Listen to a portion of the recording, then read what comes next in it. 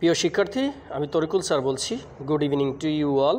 How are you? You am also fine by the grace of almighty Allah. I hope you are fit and fine and you are practicing spoken English every single day. আজকের এই চমৎকার সেশনটিতে আপনাদের সকলকে welcome করছি।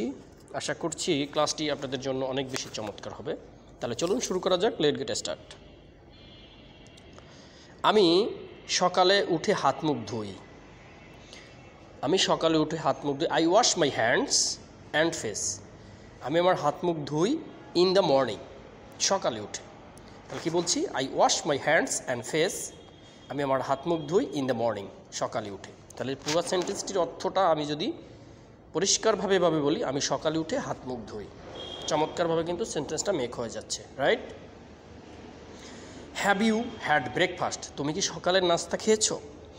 আমরা সবাই জানি হ্যাবের পরে যে ভার্ব বসে, ভার্বের অবশ্যই 3 নম্বর ফর্ম বলবে।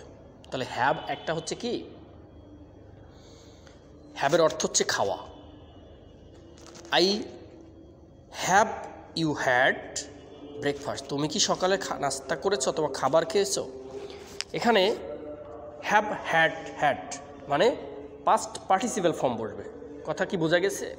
হ্যাবের 3 নম্বর ফর্ম বলবে। তাহলে কি বলছি? Have you had breakfast? তুমি কি সকালে নাস্তা খেয়েছো?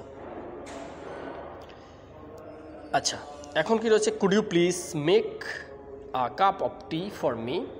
দয়া করে আমার জন্য 1 কাপ চা বানাবেন।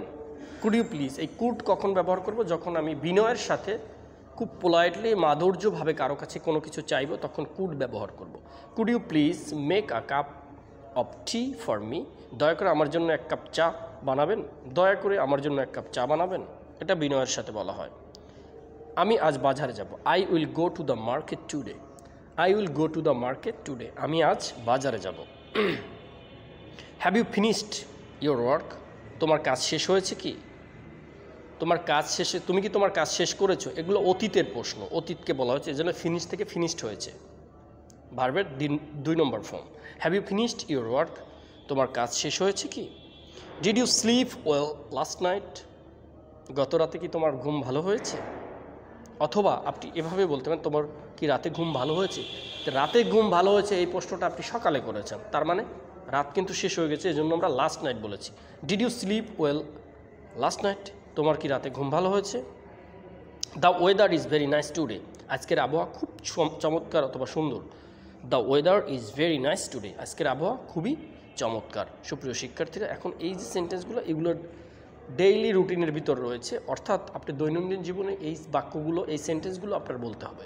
এই জন্য এগুলো আপনি খুব বেশি প্র্যাকটিস করবেন, খুব বেশি চর্চা করবেন বাসাতে।